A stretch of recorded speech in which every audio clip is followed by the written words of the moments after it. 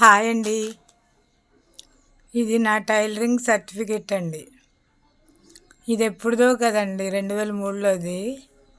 అందుకే లామినేషన్ చేపిస్తే కొంచెం పాడైపోయింది.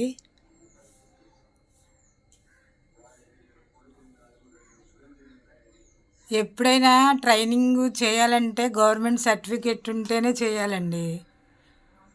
ఫస్ట్ మనకి ఆ వర్క్ వచ్చినా రాపోయినా గవర్నమెంట్దే ట్రైనింగ్ అయినాక సర్టిఫికేట్ తీసుకొని మళ్ళీ తర్వాత వేరే ప్రైవేట్గా ఎక్కడన్నా నేర్చుకోవచ్చు.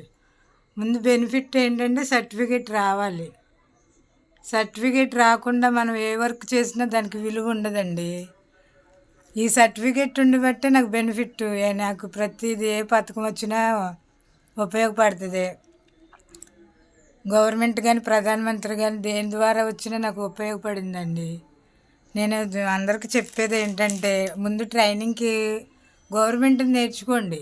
దాంట్లో వర్క్ రాకపోయినా పర్లా, తర్వాత మళ్ళీ అప్రెంటిస్ ప్రైవేట్గా ఏదైనా మళ్ళీ వేరే చోట సీనియర్స్ దగ్గర నేర్చుకోండి. సర్టిఫికెట్ లేకుండా మనం నేర్చుకున్న దానికి విలువ ఉండదండి. ప్రతి ఒక్కరు నాకు సపోర్ట్ చేయండి, లైక్ చేయండి, షేర్ చేయండి. మీ సపోర్ట్ నాకు ఎప్పుడు ఉండాలి. మీ సపోర్ట్ నాకు ఉండాలండి. మీరు ఎంకరేజ్ చేస్తే నేను ఇంకా ముందుకు వెళ్తాను, మంచి మంచి వీడియోలు పెడతాను. సబ్స్క్రైబ్ చేసుకోండి, లైక్ చేయండి, షేర్ చేయండి. ప్రతి ఒక్కరు అభివృద్ధిలోకి రావాలండి. ఏదో ఒక వర్క్ నేర్చుకోవాలి.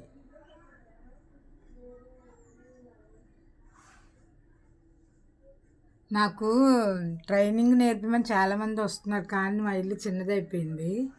అదే పెద్దదై కొంచెం పెద్దగా ఉంటే నాలాంటి వాళ్ళకి నలుగురికి నా వృత్తి నేర్పించాలని నా కోరిక. కానీ ప్లేస్ లేదు. చాలామంది వచ్చి అడుగుతున్నారు. మనం చేసే పని నీట్గా ఫినిష్ వర్క్ నీట్గా ఉంటే అందరూ మనకి సపోర్ట్ చేస్తారు. అంతేగాని కస్టమర్స్తో చాలా కస్టమర్స్ నుంచి బాగా రిసీవ్ చేసుకోవాలి. వాళ్ళతో నవ్వుతూ ఉండాలి, బాగుండాలి.